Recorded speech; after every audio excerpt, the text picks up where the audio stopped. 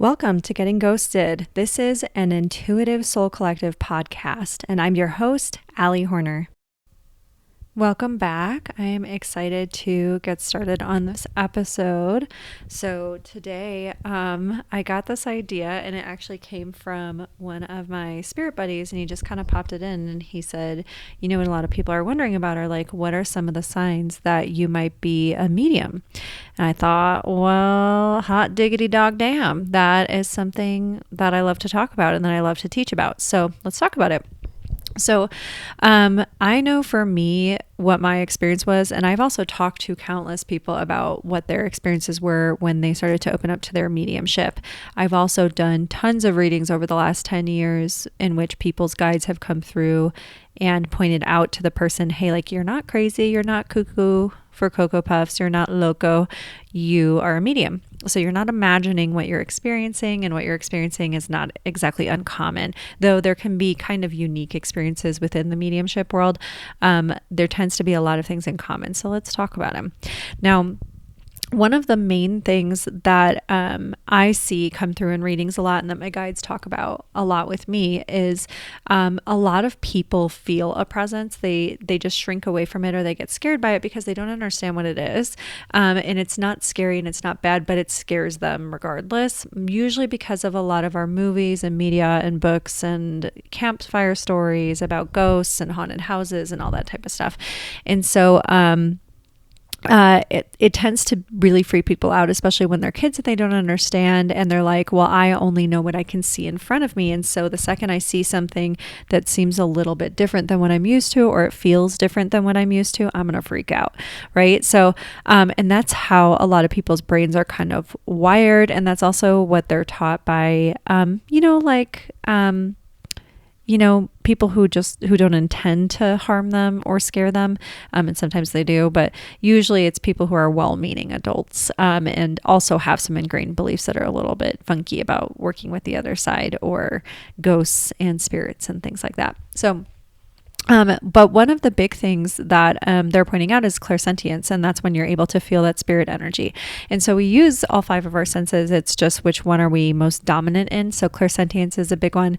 And then a lot of people have some degree of clairvoyance. They just don't realize what it is. And so they think they just have an overactive imagination and that their brain just works in really cool ways.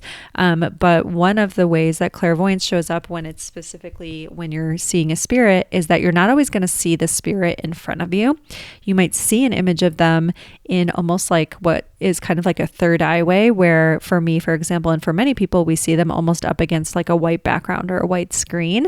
And we'll see them, sometimes I'll see them sitting in a chair waving at me in my head. And it's really, really funny when it happens. It usually cracks me up because they're so playful and they want to make this fun for us. And usually if you can see them to that degree, you're going to be able to feel their peace and their love and their playfulness, or just kind of like a feeling of a shift in the energy. Now, again, that shift in energy can freak people out if they're not used to it, but it doesn't mean it's bad. It just means they're not used to it yet. And again, a lot of us are scared of what we don't understand. So, or don't know yet. And it's like, hey, I got to sort this out and feel what it feels like. And then I go, oh, okay, that's safe. It was just unfamiliar for a while, right? Or it just looks different than I am used to having things look. And so yeah. But another thing that was really surprising for me that I had no idea what was going on, and I figured it out much, much later, and I wish I'd had someone to ask or talk to about this, is for a long time when I was younger, I would actually get these visions and these images in my mind, and I'd be like, why the hell am I seeing these things popping in my head with this man who looks this way, and he's like going about these different daily things in his life, and yada yada, and then I'm seeing a car accident. I had no idea that I was seeing memories that he was showing me, or that I was picking up from when he was alive, and was also seeing how he passed. this is how I got acquainted actually with my mediumship. And I, again, tried to shut it back down because I didn't understand what was going on and I had no one to explain this to me. I did not even know that there were books about it. I didn't know that I could ask for them or that I could take courses. I was in high school. My family was not into this type of stuff. They did not talk about it. There was no one I felt comfortable asking without looking like I was Looney Tunes, right? So, and I didn't even know how to articulate what was going on. I thought I had an overactive imagination. So I didn't understand I was seeing someone from the other side of my mind. Okay. It didn't look scary. It was like I was just seeing memories from his lifetime. That is a common thing with mediums. We will see or pick up on things about the person and information about the person from when they're alive, but how that often comes through with clairvoyance is it almost looks like little movie clips or images. And if you don't understand what's going on and you don't know yet that you're a medium, it can be like, why the hell am I seeing this in my brain? What is that? And you'll just think, oh, I just have an overactive imagination. No, you don't. Though an overactive imagination, quote unquote, is the gateway to a lot of this stuff working and coming up, because a lot of people also get intuitive visions where they see things before they happen and all that type of stuff. And when you're first starting out, it can be a lot to sort out what's what, who it's coming from, why it's there. It can be a lot. So that's when it's always good to get a spiritual support group to practice with and talk with. It's when it's good to take courses, read books, and get a mentor who you can run things by, who can help you sort it all out, okay? Please do not lone wolf it like I did. Like I said, I didn't know any better. And then when I went through my reawakening, a while back, it was, again, very disorienting because I didn't know who to talk to. So luckily, my guides were there to teach me and train me.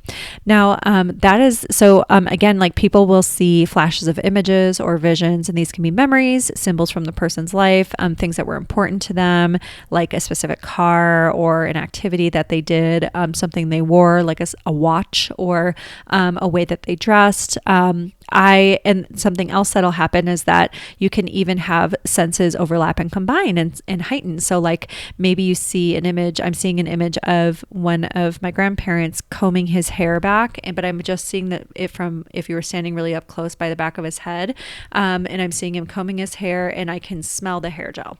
So there's like a sensory ability with it. And I'm also able to hear the comb going through his hair, but it feels like it's like a tingle inside of my ear. So it's not like sound from out here. It's sound that's coming in telepathically, in a sense, from that memory and from that person, which brings me to the next part. Some mediums do hear. Not all of them can hear. It's actually not super common to find a medium who can hear voices outside of their head. Many mediums don't want it and aren't open to it, and that's totally okay, because a lot of times people know that if you're going to work with being able to hear clairaudiently out from outside your head, you need to have fantastic flippin' boundaries and know how to turn that on and off. And a lot of people get very overwhelmed very quickly when they're hearing things that they can't see. And when they're walking around in the world and they hear things and they're going, okay, can we not? I need to like focus on the conversation I'm having with the actual person in front of me and not look like I belong on a grippy sock vacation. So it's definitely one of those gifts that people think they want. I just wish I could hear my guides. I just wish I could. Nah, I kind of don't. You kind of don't. And so also I will say, if you struggle with boundaries in other parts of your life, like telling people no, if you struggle with knowing how to turn on and off your heightened states of emotion or awareness or intuition, picking up on people, thinking about people, if you struggle with boundaries, as in letting other people walk all over your boundaries, you're going to struggle if you turn on that amount of clairvoyance, because you already struggle with boundaries in other parts. You'll struggle with it there. Okay. So I don't recommend it for people who have a lot of boundary stuff. And same with allowing too much seeing. So some people do see them sitting in front of them. Now that's not all spirits are able to pull themselves through to that degree. I have a couple that come through where it's like front and center. They're completely present. I can smell their cologne, see them. They're standing right here. They're chit-chatting. Other ones, again, I'll see more memories. I'll see them up in like their heavenly or afterlife experience. I might see more of an energy form. They might show me photographs of how they looked, or things that were important to them, but I'm not seeing them as much in the room, crisp and clear. Again, now also, that's not an experience I personally want. I have told my team in the other side, hey, I'm happy to channel for you when I am in session and I'm open for business and I've said it's okay and I'm in that reading, or I'm talking to someone and I'm giving you the go ahead in everyday circumstance, which isn't all the time. But I don't want to be out at the grocery store and start talking to one of you guys thinking you're standing in front of me, but no one else can see you and I look crazy. I don't want to do that. So, and I know a lot of humans don't either, because they're like, that would be really overwhelming to wake up and see someone standing at the foot of my bed. Think like Alison Dubois style, like from the show Medium. We don't all want to have that experience. And so you're going to need to learn really early on how to differentiate what you're seeing and what you're not seeing, why you're not seeing things a certain way. And also a lot of people have fears that hold them back. And we talk about that a lot on this podcast and in my courses and Patreon groups as well. But fear is a really common thing with opening mediumship abilities. It is not unusual to be afraid or a little worried about getting overwhelmed. So definitely, again, find mentor and groups to help you with that type of stuff and learn. So if you're not seeing them in front of you, it doesn't mean you're not a medium. If you're not hearing them from outside your head like a voice, it doesn't mean you're not a medium. They're probably just using other vehicles. And again, a lot of clairaudience is more like in the brain, where it's like I can get a beat on someone's voice and what they sounded like in that moment, but it's not coming from outside of my head. It's more like they've got a direct line, like boop, plugged in. And when I'm done with the session, they go, right?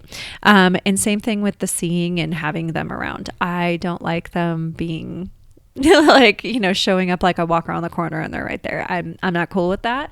And so I don't have those experiences. When I'm with my kid, I'm with my kid. I don't want to be channeling. I don't want to be having spirits come through. And I've told them the only time they can is if there's a life and death situation or something really important and I need to stop and tune in for a minute. Okay. So like, I'm usually like, hey, if I'm with my friends, if I'm with my kiddo, I have other things I want to be focused on. I want to be present and living my life. So I have pretty strong boundaries and I'm pretty unapologetic about them too. And even with that, as a medium, I'm not on call for people. Like, that's not how I work. That is not how any mediums should be working. You will absolutely burn yourself out big time if you're doing that.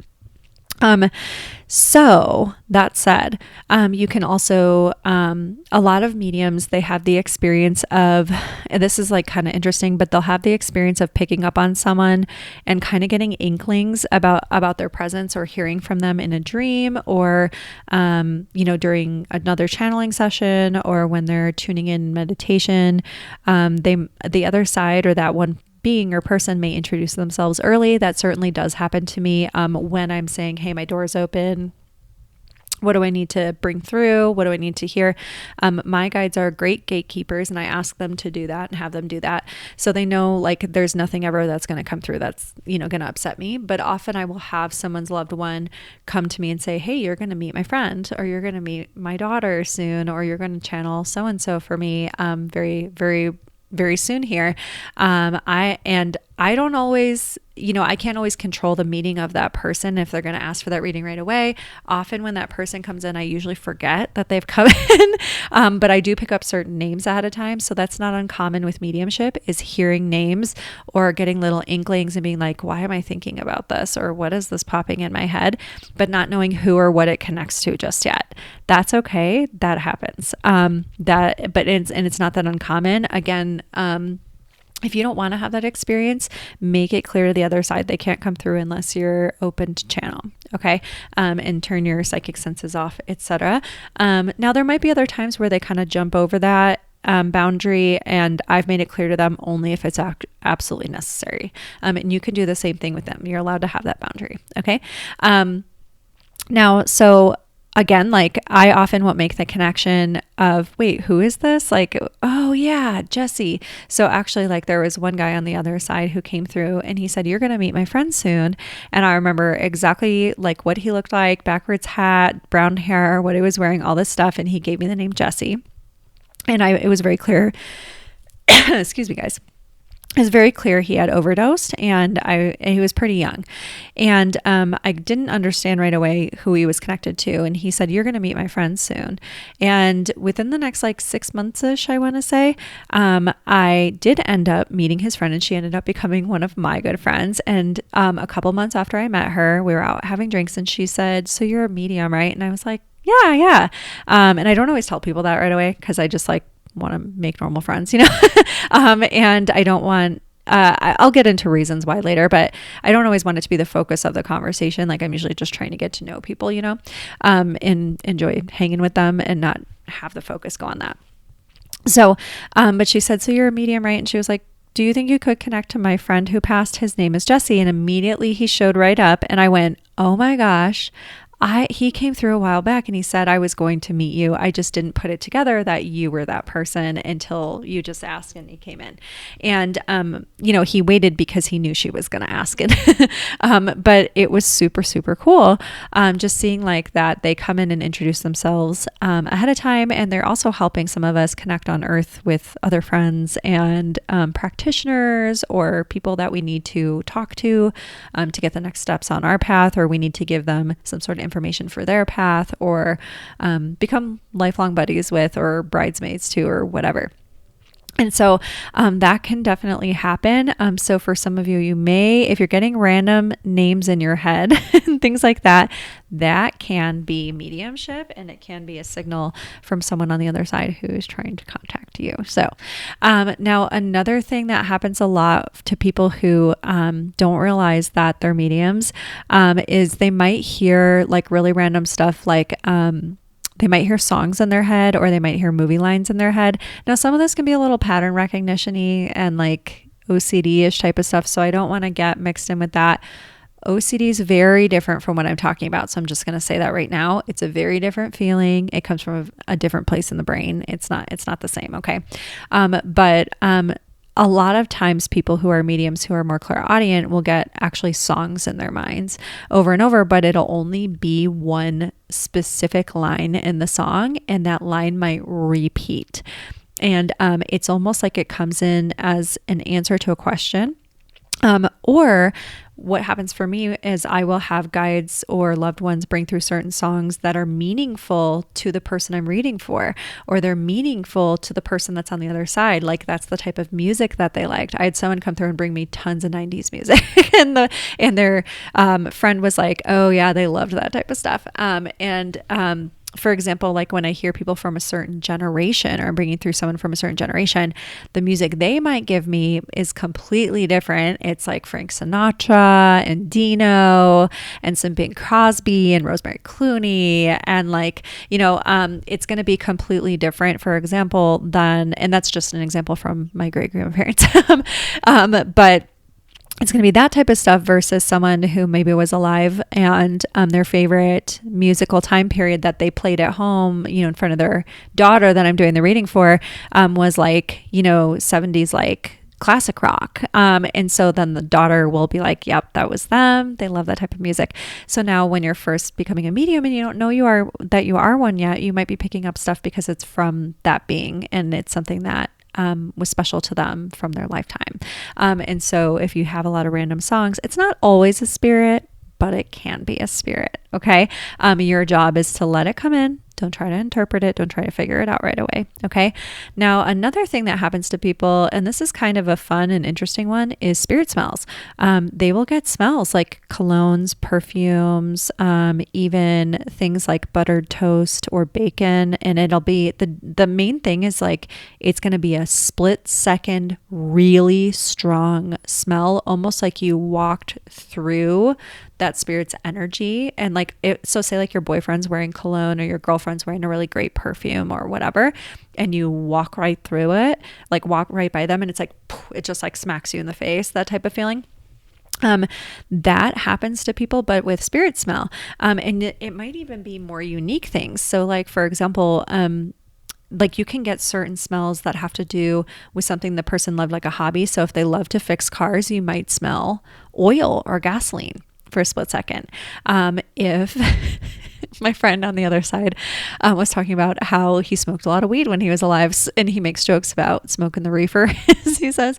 And so sometimes I'll get a really strong whiff of weed or stinky socks or something like that. And I'm like, oh my God, dude. Like, and it's a split second, but it's unmistakable. And it doesn't come from always outside of your face the way another smell would. It's more like it's like in your nose and it's emanating from inside of your nose. It's hard to describe, but that's often something that can happen. And people are always like, what the hell is that? Where did that come from? Now, if it lingers for a long time, or if you have it's something else logical, like you have a window open or you have something that smells like that in your home, or, whatever it is, probably not that. But that's a big one. Another thing is getting spirit chills and spirit tingles, little cold things, like little peck on the cheek type of things. So I have a great aunt who likes to give me a little kiss on the cheek, and it'll be like a little cold spot all of a sudden. The other thing that you can have is like they touch on the shoulder, or some people get signals for yes and no from they'll feel a cold chill here versus a cold chill here, and it's like on their left shoulder it's yes, and on their right shoulder it's a no. Sometimes they work with spirit that way. Some people will get tingles or chills along like different parts of their skull. Or, on their head. Some people feel a heartwarming feeling, and it feels like their heart is bursting all of a sudden when a loved one is around, or when someone from the other side is around. That's not uncommon, you guys, just so you know. That's not weird at all. And it often brings up a feeling of like unconditional love and feeling so dear to someone, even if you don't know them. It's very, very interesting. But that's a big one too, is a lot of that heart chakra, and that warm, cuddly kind of unconditional love makes you want to cry type of feeling. Now, something else that can happen with the clairsentient ability is feeling little things, and they tend to bring with them like a note of peacefulness or love, so they don't tend to be as scary for people. But so, for example, like sometimes I will have someone's dog, if they want a reading with their dog, or if I have someone's dog coming through, their dog will come up and I'll feel like a cold, wet nose on my hand. And so little things like that, or I'll have the sensation of brushing fur and I'll feel a tingliness on my hand, even if I'm not actually physically touching anything. And so sometimes you might have things like that. Some people feel someone holding their hand and it can feel kind of dense and like it's there, but some people just have the feeling of an energy being there, and almost like something gently, like a little bit of an energy ball, like kind of closing around their hand, but it doesn't feel bad or scary. Again, it's like more like I'm hearing Hootie and the Blowfish, hold my hand. I don't even know if I'm saying that right, but that's what I'm hearing. And it'll be like they're kind of like holding that hand. Sometimes it'll be something that was specific to the person. So if they had a specific injury or an ailment or an illness or something like that, sometimes you might get a sense of what it would have been like in their body when they were alive, so for a split second, not in terms of pain, but a sensation.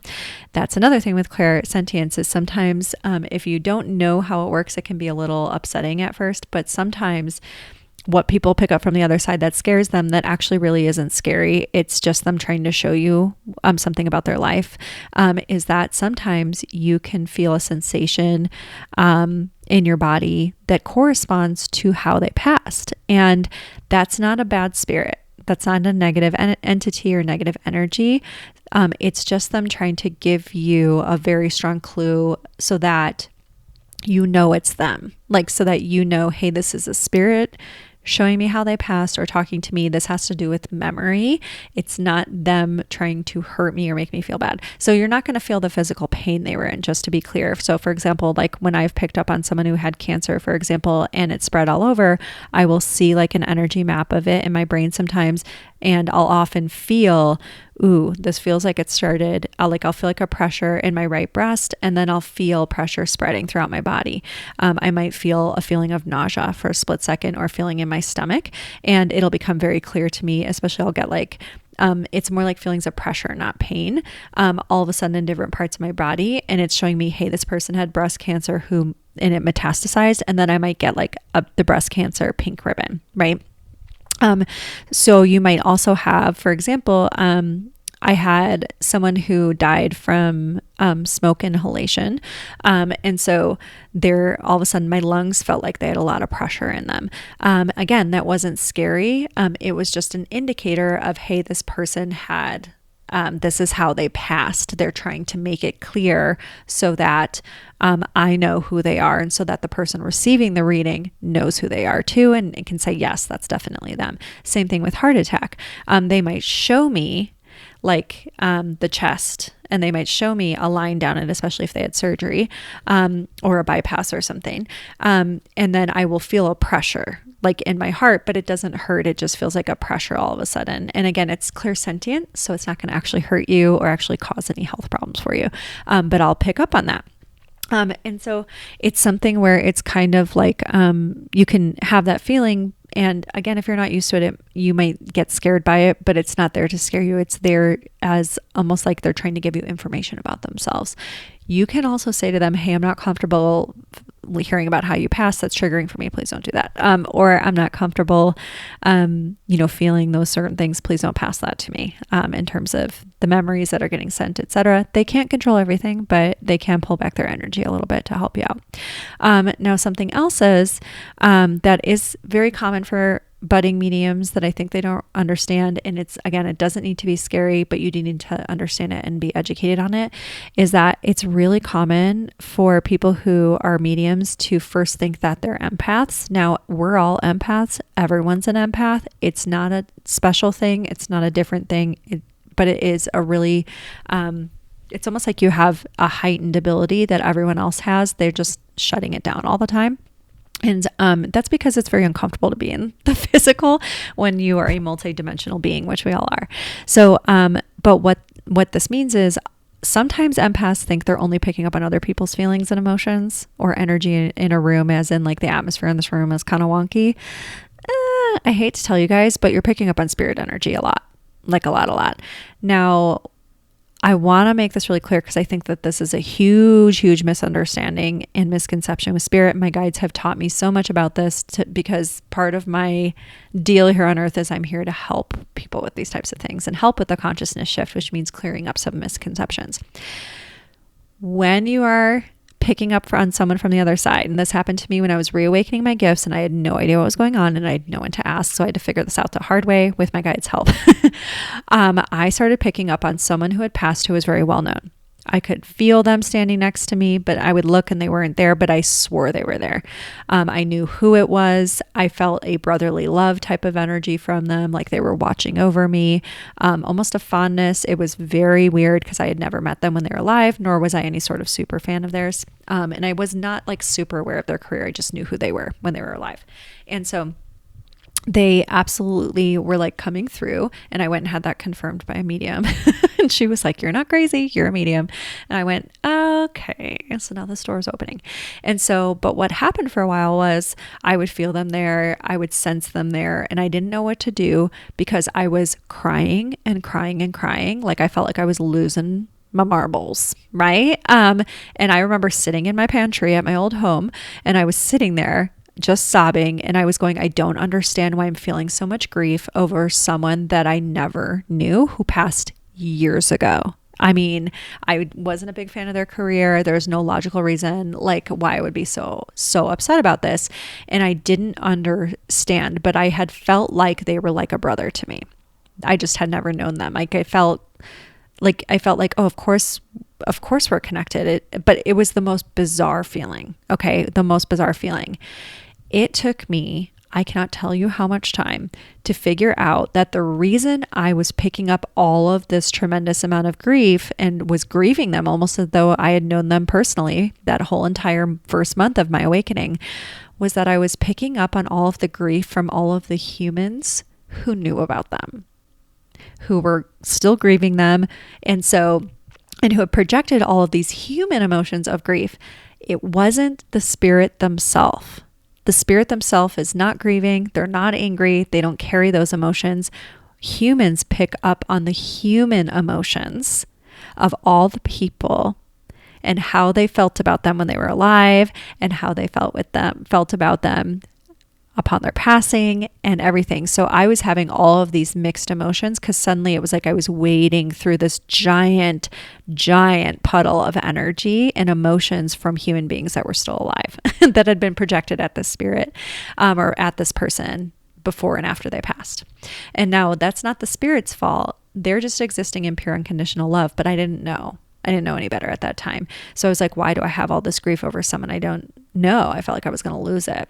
And then once I figured out what was going on, I went, oh, now I know how to understand why I'm feeling certain things in a reading. And I started to listen to my guides, and I learned you need to connect up with the spirit versus in through the human energy of the people that you're reading for or the people that knew them when they were alive, because those people may have very specific memories and feelings about that person who passed, and you don't want to get caught in their feelings and have that muddy the reading from the person on the other side, because the person on the other side doesn't carry any of that with them. Okay, so that is something though that happens a lot with the clairsentient ability, is a lot of emotion. And we'll go, I feel like I'm nuts. I don't know why I'm feeling all these things. I don't know why I'm thinking all these things. I'm not normally, like, you might even feel things like anger, and be like, I don't understand why I'm feeling all this anger about this or that person or subject. I didn't even know them. That doesn't make any sense. You're picking up on the other humans that are still alive and the things that they've thought and felt about them. That's what you're feeling. And that often comes with mediumship because as you pick up on the soul or the spirit of the person, you kind of, especially in the beginning, if you don't know any better, you're going to wade through the human parts. Okay. Now, again, you might pick up on memories too that spirit has from that lifetime, and you might be seeing those and feeling things that they did feel, but they don't feel them anymore. Okay. But they might show you some of those things. So you might feel moments when they went through grief, or you might feel moments or see moments when they were overwhelmed with joy, like maybe they're holding their firstborn for the first time, so I've totally felt overwhelmed with pride or joy when I've done a reading and seen a dad like talking about his daughter being his happy thought and he's holding her for the first time. I just went, oh my God, like it always makes me cry because they're so proud and they're so happy still. But it was like I could feel what he had felt in that moment. And that's what he was showing me. It's not that he's angry, he's not mad, he's not sad, he's not ashamed. He just wanted me to understand what some of his memories were. And for a lot of people who are new to mediumship or don't know that they're mediums, they'll experience these types of emotions and they won't know that that's what's going on. So that's a big piece too. Now, the other signs that you're a medium that you may not know about are you may be drawn toward things that have to do with mediumship in the afterlife, in spirit and ghosts and all that type of stuff throughout the course of your life and not know why. Or you might go through a period of time where you're really intensely focused on it, very focused on it, and not know why you're so focused on it all of a sudden. That certainly happened to me. Throughout the course of my life, I was always very curious about, and I loved ghost stories and stuff like that, but it was all like the spooky, scary stuff. I loved Are You Afraid of the Dark when I was growing up. I loved the show Medium when I was younger. It came out in the early 2000s, and it's based on a real life medium who solves cases or did solve cases for the Phoenix Police Department and the district attorney there. Her name's Alison Dubois. And so I was obsessed with that show, but I didn't know I was a medium during any of these time periods. Didn't know. My guides were trying so hard to tell me. Like they were trying so hard. I loved Fear Street. I loved Goosebumps books. I loved Halloween. It was my favorite holiday. I was all about being a ghost. It was written on the wall, neon pink, and I was still just missing it. But the signs were all there. And then, I can tell you story after story after story. I even watched stuff about intuitives and psychics, but they were more like shows and books and stuff. And I thought, man, that's so cool. One of my favorite books from when I was younger was about, it was about a haunted dollhouse where this girl, I don't want to spoil the whole story, but she wakes up and she keeps seeing this stuff playing out in a haunted dollhouse in her home. And at first she doesn't understand what's going on, if it's like possessed or what's happening. And she thinks she's nuts, but she realizes that she's actually seeing, I'm getting chills. Oh my God. She actually realizes that she's seeing, this spirit is trying to use the dollhouse and the figures in the dollhouse to show her, what happened in the house and that there was an actual murder, and they're trying to use this haunted dollhouse to play out the scene to show her what happened. I mean, I ate shit like that for breakfast. The signs were everywhere. I remember coming across all sorts of things that were about like psychics and mediums and like all that type of stuff. And I still didn't get it. I mean, it took them until I was like in my late 20s, early 30s, like to really, really get all this across. And so when I went through my reawakening, which was like over 10 years ago now, I very literally was having increased intuitions, and you can listen to there's a whole episode about my spiritual awakening. But one of the big things was that I was really suddenly drawn toward books and anything about the afterlife. And so I started watching like certain things on YouTube, like Channeling Eric. The very first thing I was drawn to though was Tyler Henry. His book, I think it's called like In Between Two Worlds or something like that, or In Between Worlds. It's got a blue cover on it, but it came out a while back. I found it in a Barnes and Noble, and I was like, I don't know why, but this is for me. I just knew it in my bones. And I was out and like supposed to be shopping for other people's gifts at the time, which I still did. But I mean, I saw that book and it like just jumped out at me, and I just grabbed it and I read through it in 3 days. And as I was reading through it, it was like I was remembering, oh yeah, I can do all this. And it was his whole book about his mediumship journey and all the things he learned. And one of the things he learned about connecting with the human and the person in front of you and their feelings and the memories around the spirit versus who the spirit actually is in spirit, unencumbered and free and full of love. He learned that and wrote that in that book.